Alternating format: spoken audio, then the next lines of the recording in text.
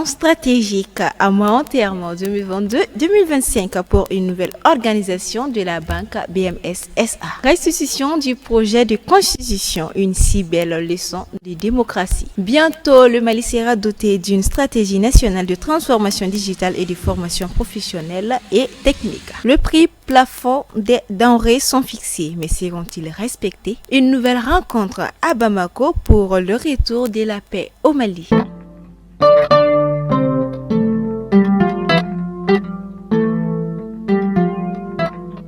Mesdames et messieurs, bonjour à tous et à tous et bienvenue dans ce flash d'information.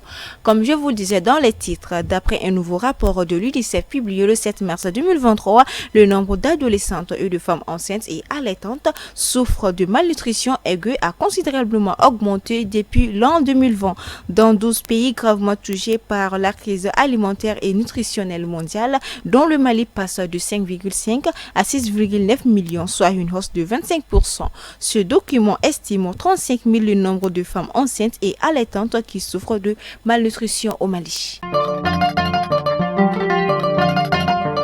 Le gouvernement malien a fixé la semaine dernière les prix plafonds des produits de première nécessité à quelques jours du mois de Ramadan. Des consommateurs maliens disent espérer que cette décision sera respectée par les commerçants.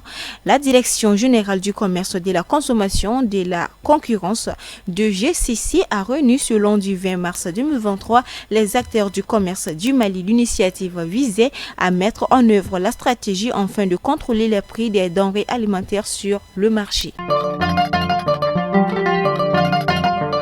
Ce mardi 21 mars 2023, le ministre Bakary Doumbia a présidé la cérémonie d'ouverture de l'atelier de validation du document de stratégie nationale de transformation digitale du système de l'enseignement, de la formation professionnelle et technique et du développement des compétences au Mali, au CFP de Sinou. C'était en présence du chef du bureau de représentants de l'UNESCO au Mali et plusieurs acteurs, dont les représentants des départements ministériels, du secteur privé et de la société civile. Dans son allocution, le représentant de l'UNESCO a souligné l'importance d'approfondir les liens avec le secteur privé en tant que partenaire et leader.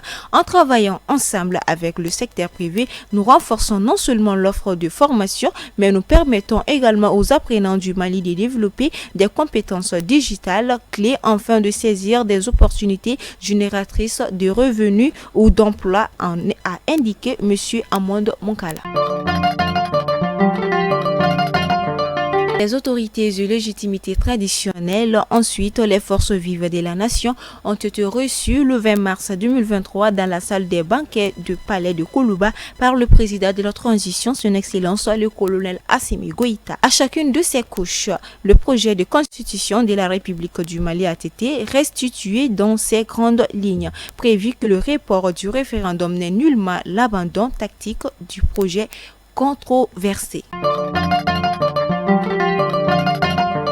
Pour faire face aux récentes évolutions politico-économiques et sécuritaires du pays, la Banque malienne de solidarité BMS SA, fidèle à ses meilleures pratiques, s'est dotée d'un plan stratégique à moyen terme couvrant la période 2022-2025. Ce nouveau plan qui intègre les récentes évolutions de l'environnement réglementaire, institutionnel, politique et sécuritaire du pays a été élaboré dans le souci de doter la BMS SA d'une grande flexibilité et d'une prise en compte de ces évolutions observées.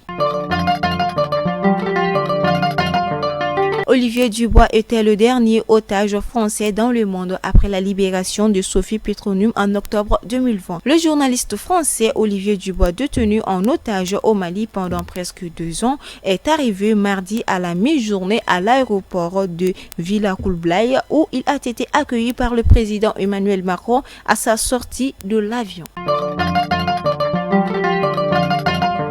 Mesdames et messieurs, à quelques heures du mois béni, nous vous souhaitons une très bonne journée et passez un très bon mois de Ramadan. Merci à vous pour votre adorable attention. On se dit à la prochaine. Qu'à plaisir à Dieu.